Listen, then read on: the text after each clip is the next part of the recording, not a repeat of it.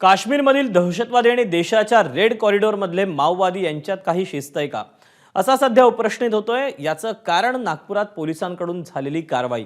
नागपूरच्या मारवाडी चौकातून एका तरुणाला अटक करण्यात आली। मूळच्या केरळच्या असलेल्या तरुणाची काय नेमकी पार्श्वभूमी आहे, पोलीस तपासात नेमक्या काय काय गोष्टी समोर आहेत, याचा आढावा घेणारा हा विशेष रिपोर्ट पाहूया।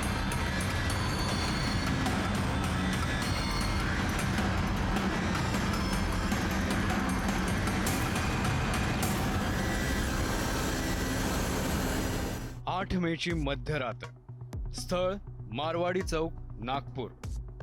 याच भागातल्या हॉटेल प्राइम मधून नागपूर पोलिसांनी केरळच्या एका तरुणाला अटक केली। तो होता दिल्लीतून नागपुरात आलेला रजा सिद्दीकी। रजा सिद्दीकने सोशल मीडियावर ऑपरेशन सिंदूर आणि भारतीय सैन्य संदर्भात आक्षेपार्ह पोस्ट केली। त्यामुळे केंद्रीय गुप्तहेर यंत्रणेची त्याच्यावर नजर होती। तोच रजा सिद्दीक दिल्लीवरून नागपुरात दाखल होताच केंद्रीय गुप्तहेर यंत्रणेने नागपूर पोलिसांना सूचना केली आणि त्यानंतर नागपूर पोलिसांनी रजा सिद्दीकला अटक केली। आता हा रजास नेमका कोण आहे पाहूया।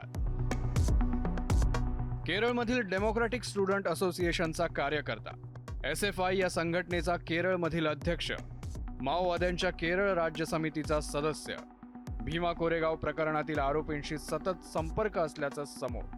रजा स्वतःला मुक्त पत्रकार असल्याचंही सांगतो। रजा सिद्दीकच्या केरळमधील घरातून नक्षली साहित्य जप्त करण्यात आलंय।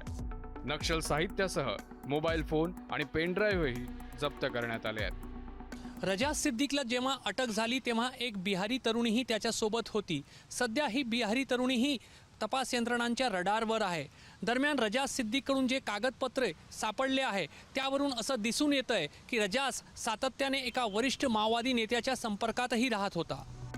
नागपुरात आल्यानंतर रजा सिद्दीकनं पुन्हा काही सोशल मीडिया पोस्ट केल्या होत्या। या पोस्टमध्ये RSS चाही उल्लेख होता, तर दुसऱ्या एका पोस्टमध्ये त्यानं पिस्तूल घेऊन फोटो काढत नागपुरात असल्याचं म्हटलं होतं। त्यामुळे नागपुरात येण्याचा त्याचा नेमका उद्देश काय होता याचा तपास पोलीस करतायत। एक रजास मोड़पड्डी करके एक युवा है जिसको इंटेलिजेंस के आधार पे ताबे में लिया गया और उससे फर्दर इन्वेस्टिगेशन चल रही है इस इशू में। और इसके बारे में जो भी पार्श्वभूमि है, इसके ऊपर क्या क्या कुछ गुनाह है क्या, ये सारी इन्फॉर्मेशन हम लोग निकाल रहे हैं और उसके आधार पे हमारी आगे की कार्रवाई शुरू रहेगी। पण रजा सिद्दीकची कहाणी इथेच संपत नाही। तपासात त्याचे थेट संबंध काश्मीरमधील फुटीरतावादी संघटना JKLF सोबत असल्याचीही माहिती आहे।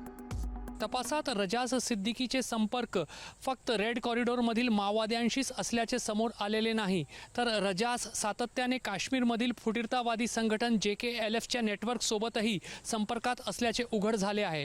धक्कादायक म्हणजे काश्मीर भारतापासून वेगळा व्हावं यासाठी आंतरराष्ट्रीय पातळीवर कट कारस्थान करणारे जे ऑपरेटिव्हज कार्यरत आहे त्यांच्याही संपर्कात रजास असल्याची शक्यता वर्तवली जात आहे। त्यामुळे नागपुरात अटक झालेल्या रजास सिद्दीकीचे प्रकरण दिवसागणिक गंभीर होत चालले आहे। स्वतःला विद्यार्थी चळवळीचा कार्यकर्ता, मुक्त पत्रकार सांगणाऱ्या अवघ्या 26 वर्षांच्या रजा सिद्दीकचे हे मोठे कारनामे पाहता नागपूर पोलिसांनी त्याच्या विरोधात बेकायदेशीर कृत्य प्रतिबंधक कायदा म्हणजेच UAPA अंतर्गत गुन्हा दाखल केलाय। रजा सिद्दीक सारख्या तरुणांच्या माध्यमातून दहशतवादी, फुटीरतावादी आणि माओवाद्यांमध्ये एक संपर्क चॅनल स्थापित झाल्याचे दिसून येत आहे। त्यामुळे रजा सिद्दीक सारख्या तरुणाच्या माध्यमातून देशाचे शत्रू आपले खतरनाक मनसुबे जंगलात आणि शहरात कार्यरत असलेल्या माओवाद्यांच्या माध्यमातून पूर्ण करण्याच्या तयारीत तर नाही ना, अशी शंका निर्माण झाली आहे। या प्रकरणाचे वाढलेले गांभीर्य पाहता लवकरच याचा तपास नॅशनल इन्व्हेस्टिगेशन एजन्सी म्हणजेच NIA कडे जाण्याची शक्यताही नाकारता येत नाही।